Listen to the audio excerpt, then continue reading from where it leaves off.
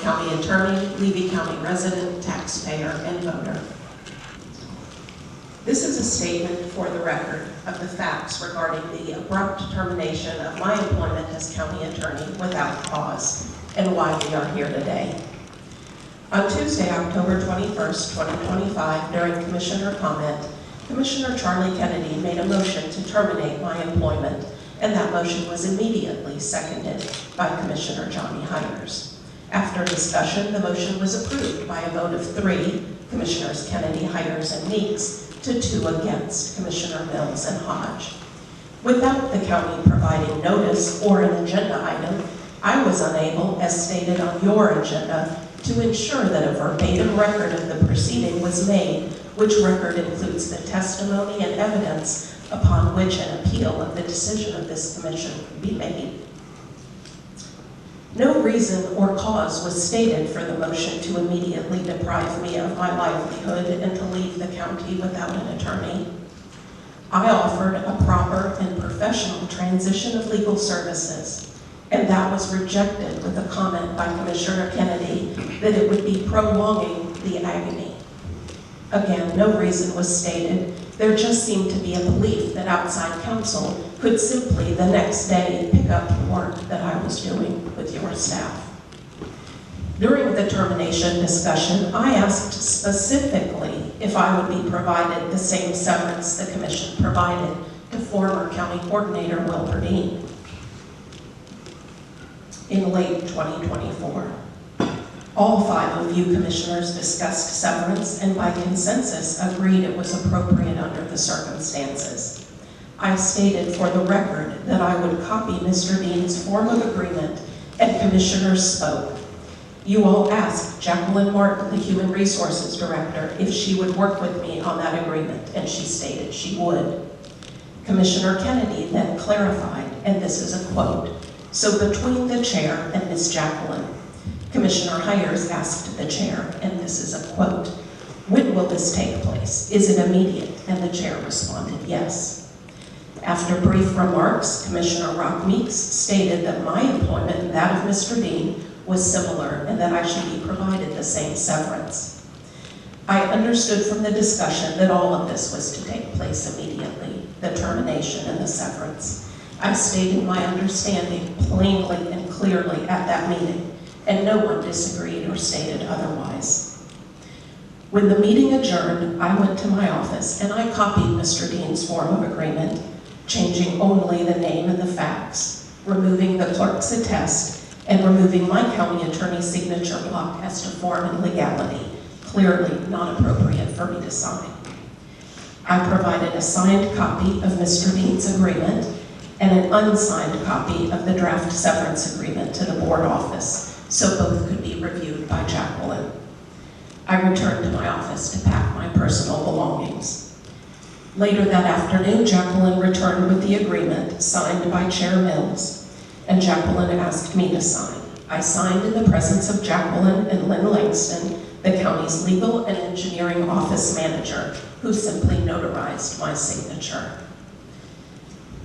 The chair, the Human Resources Director, and I, each individually and without discussion, understood the commission direction to make the termination and severance effective immediately, and each of us acted accordingly.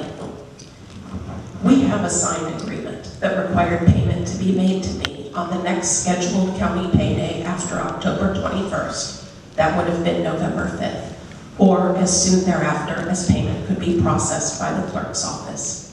To date, no payment has been made. Instead of making payment pursuant to our signed agreement, the county placed item number 12 on the November 4th regular meeting agenda with the requested action to ratify the severance agreement and general release between the county and I dated October 21st. At that meeting, I offered, for reasons that I explained to you in a lengthy email dated November 3rd, to forego the 20 weeks of severance pay provided in the signed agreement. And I offered instead to receive a payout of my accrued but unused sick and vacation leave, along with $2,500 to cover the cost of 2 months of the county continuation of my health insurance through COBRA. The 3 commissioners present, Mills, Hodge, and Kennedy, voted 3-0 to postpone that discussion to a special meeting to be scheduled when all 5 commissioners could be present. So here we are today. I stand before you proud of the work I accomplished with your county staff during the 4 years of serving as your county attorney. My door was always open. I was involved in many matters because each one of them was referred to me by this board or by your county staff. And the work required time. Time for all of us to think, to collaborate, and discuss. It was more than a job to me. It was meaningful work in and for my community. My role was never to dictate or control anything within this organization, and anyone telling you or publishing statements otherwise is simply lying. Today, I ask that you bring this matter to an end by doing one of the following. Number 1, either ratify the severance agreement that was prepared and signed on October 21st pursuant to this board's express direction. Or number 2, approve the alternate severance agreement that I have offered in today's agenda material. Both of these have been reviewed for legality and are recommended by county staff and your outside legal counsel, Neighbors, Giblin, and Nickerson. Both are consistent with County Policy HR 2025-27 regarding severance. And they're consistent with the county's documented practice of providing severance to employees terminated without cause or misconduct. That is evidenced by the recent signed severance agreements with former County Coordinator Wilbur Dean, Housing Manager Marlon Gale, and Procurement Coordinator Allie Trethaway.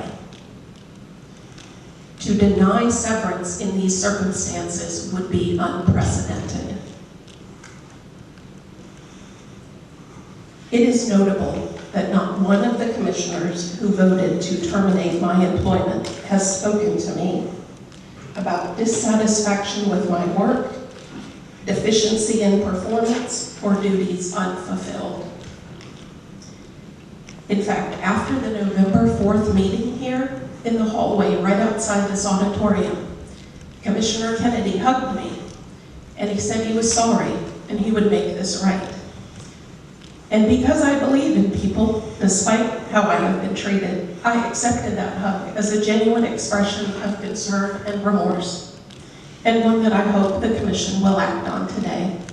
I ask that you make this right so we can all move on. Thank you.